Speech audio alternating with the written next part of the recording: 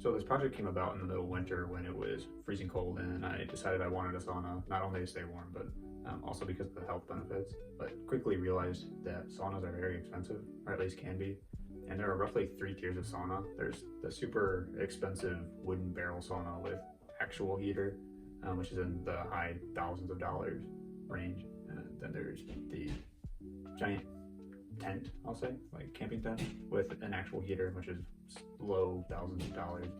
And then there's the cheapo Amazon style like tent or bag heaters, but those only come with a steamer, and the steamer goes up to 130 degrees or so. But most of the health benefits for sauna, as far as I know, are in the 160 to 175 plus range. So I needed to find some way to get the sauna hotter if I could. And the first thing that came to mind was to use a space heater. The only thing is space heaters have a safety feature which shuts it off at 100 degrees or so. You can adjust it, but if you max it out, it's about 100 degrees. So I needed to find some way to get around that, and also first test that this sauna, or the heater, even gets that hot. So I rigged up a little prototype, I guess I'll say, which I'll show you.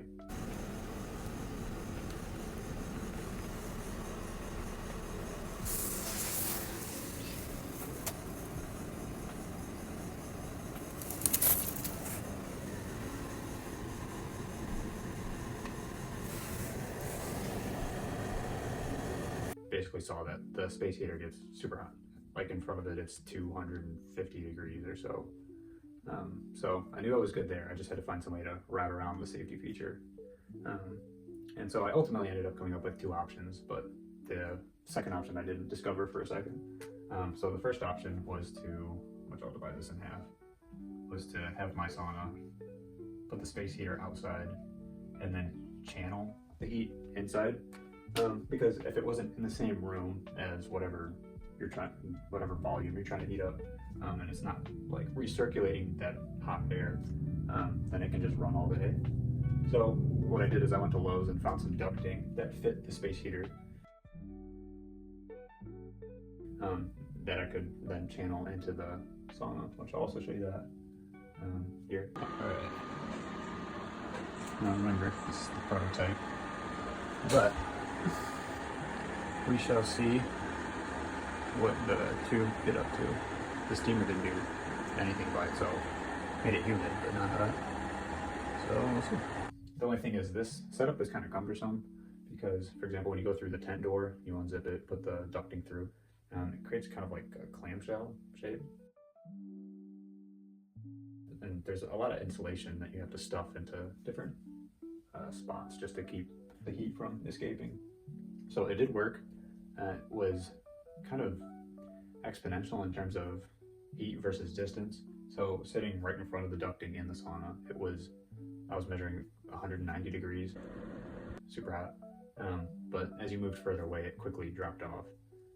And that's largely due to insulation. And I did a quick hand calc, which showed that the insulation is a big deal. So this method does work. It's just not a super convenient setup. And ultimately I kind of abandoned the project for a second because it was so inconvenient that I was not wanting to set it up each time I wanted to use the sauna. So I took a break and I came back and I started questioning if there was some way I could route around the safety feature. And this is mainly because New Recover, I saw somebody in a group chat had mentioned that they had a New Recover sauna, and I looked it up, and the company New Recover has their own ceramic heater that they put inside the tent that's $150. And I thought, there's no way this is different than my space heater. They just have to have more controlled heating.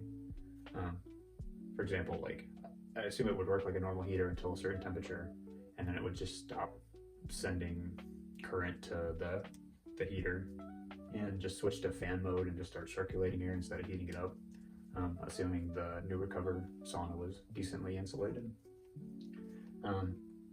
But my space heater is $20 and I didn't want to spend $150, although it looks pretty nice.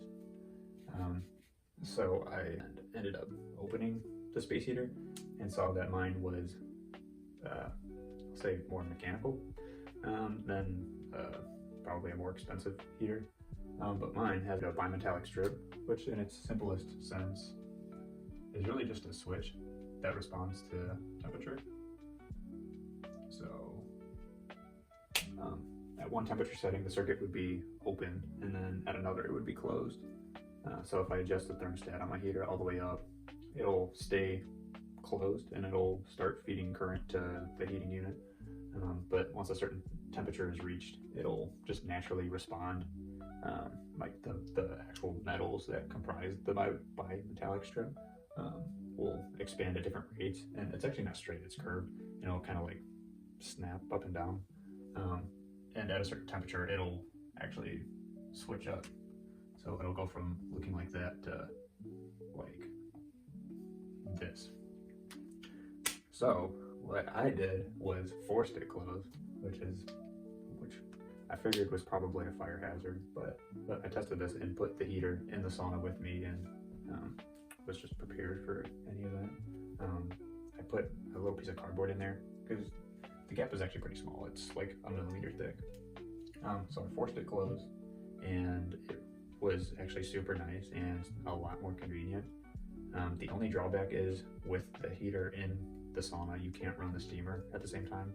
And the steamer is really what gets you sweating quicker because it's 100% humidity. So it did work until about 160 degrees or so, which is about what I wanted. But at that point, it still ended up responding to the temperature of the sauna. And to be fair, where the actual heater was just on the floor, and it's a 6 foot tall sauna. So back behind it, I was measuring like 30 degrees cooler or so. There's a decent temperature difference between top and bottom of the sauna. But basically what I assume happened was I forced it closed. We'll just say this is closed. And I want to say this top piece, which they're all the same metals, and materials, I guess. I assume this top one ended up doing this thing. I'll redraw that. I want to say it ended up bending up a little bit in response. So I think I got that number. So I think theoretically I could have made it run continuously by forcing those close together as well, but it was a little beyond the scope of my project. So ideally I liked the second option better, where you put the sauna heater in the sauna and just do the little hack of putting a little piece of cardboard in there and letting it get up to 165 is about what I got it to before it would auto shut off. And at that point, you do have to open the sauna door to get the heater out of there. You could probably run the steamer with it in there off, but transition from heater to steamer, and the Finnish have a rule of 200, which says temperature plus your humidity should equal 200. So if I had the sauna at 165 degrees, if I got 35% humidity, that's supposed to be the ideal sauna experience. So yeah, that's what I do. Heater, run that till it auto shuts off, switch to the steamer, and just let that run the rest of the time. And you would have to also improve insulation.